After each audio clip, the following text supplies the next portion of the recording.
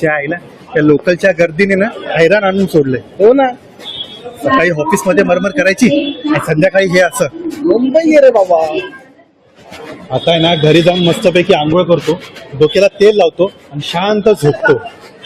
आणि मग अरे काय झालं? अरे थांबलाच का?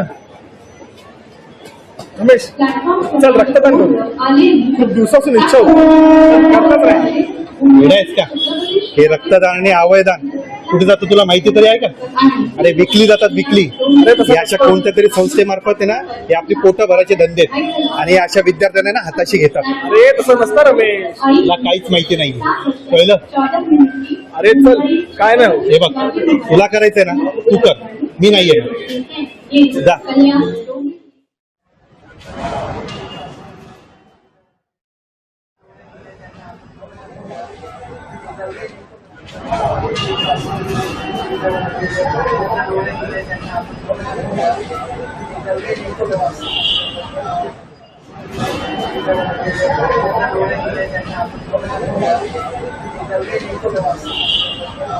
छत्रपति शिवाजी महाराज टर्मिनस जाने वाली तेज लोकल अर्थसंकल्पीय अधिवेशनाच्या पूर्वसंध्येला राजकारण तापलं. चहापानाला जाणं म्हणजे देशद्रोह ठरला असता.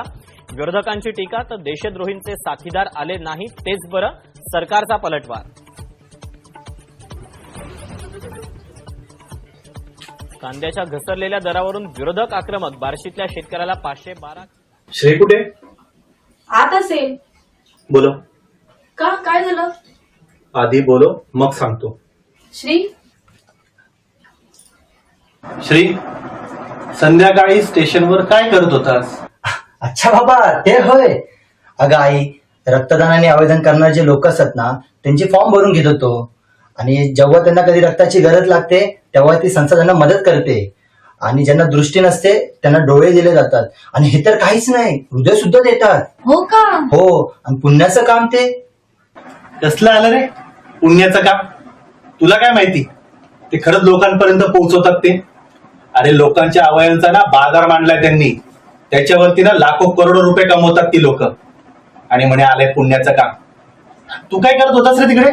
हो पण बाबा, मी फक्त लोकांना गोळा करून आवाहन करत होतो ऑर्गन डोनेशन साठी. काही गरज नाही, पुन्हा तिथे जायचं नाही. हो पण बाबा, रक्तदान आणि अवयवदान हे सर्वात श्रेष्ठ दान असतं. बापाला शिकवू नको काय श्रेष्ठ आणि काय कनिष्ठ ते, समज असा. हो बाबा, पण मला तुम्हाला काहीतरी सांगायचंय. मला काही ऐकायचं नाही, मला काही एक सांगू नको. हो पण बाबा, ऐकून तरी घ्या. श्री, जाऊ.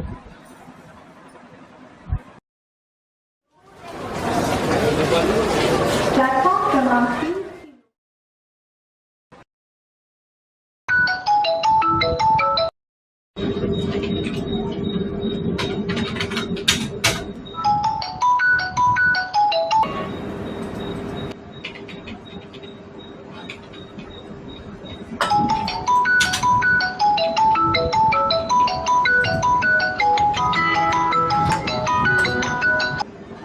हॅलो, हा बोलतोय. काय? कधी? कोणत्या हॉस्पिटलला? हो हो, लगेच येतो मी. हो हो. अरे रमेश, अरे कुठे चालला? काय झालं? काय झालं रमेश? रमेश,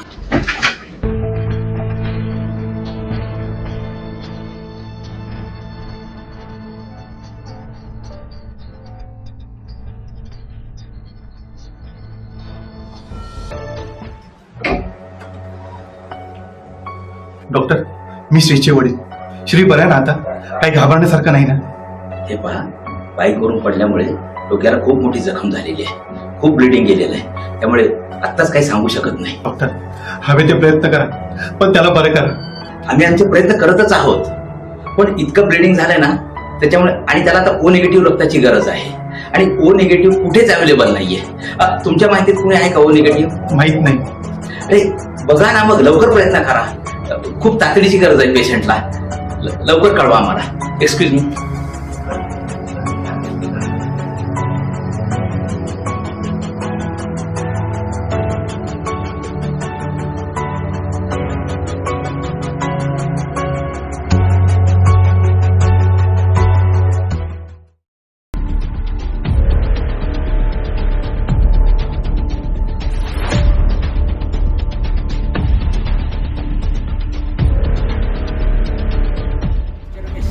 हा डॉक्टर, झाली का व्यवस्था? प्रयत्न चालू आहेत. खूप तातडीची गरज आहे. हो, मेक इट क्विक. हो, करतो. एक मिनिट. हा संजय. हा, झाली व्यवस्था? हो, मी हॉस्पिटलमध्ये ते लवकर ये. हो प्लीज. डॉक्टर, व्यवस्था झाली. मिळाली? हो, तुम्ही प्लीज त्याच्याकडे लक्ष द्या. बोला तुम्ही लवकर बोला. 10 मिनिटात येतोय तो. प्लीज.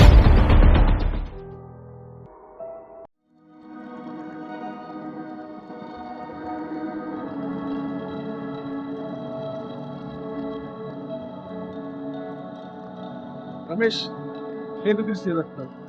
कुठे श्री? कुठे श्री? रमेश, अरे कुठे श्री? अरे बोल, काय झालं? अरे रडतोस काय? अरे कुठे श्री? काय? अरे बोलतोस काय? अरे काय झालं? श्री कुठे? अरे कुठे श्री?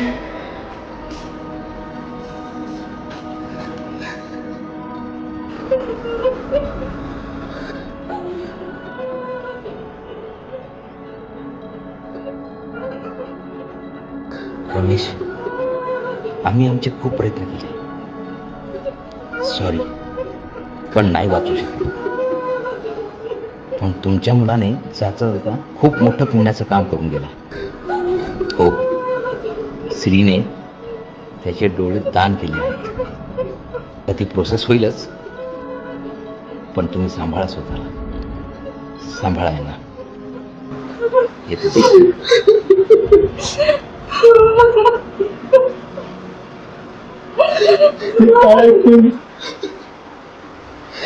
काय बोललं नाही मला. सांगायचा प्रयत्न करत होतो, पण तुम्ही ऐकून नाही घेतलं.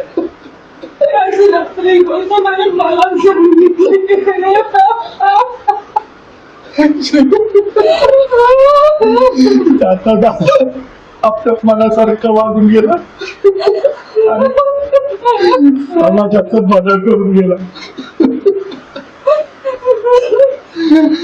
आणि आपल्याला एकटं सोडून गेला.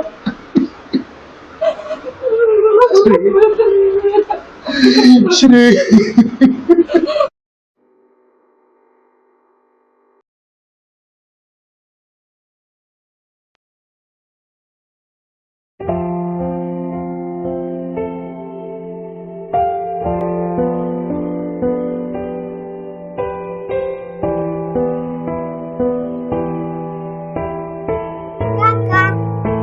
काय ग बाळा, कोण तू?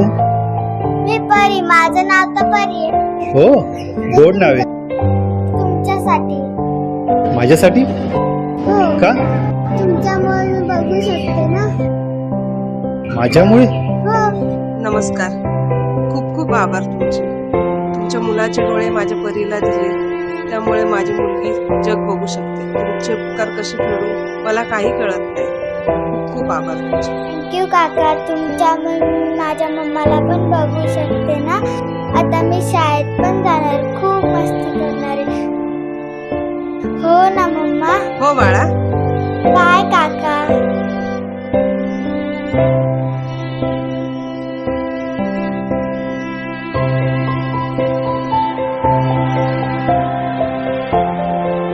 हो पण बाबा, रक्तदान आणि अवयवदान हे सर्वश्रेष्ठ दान असतं.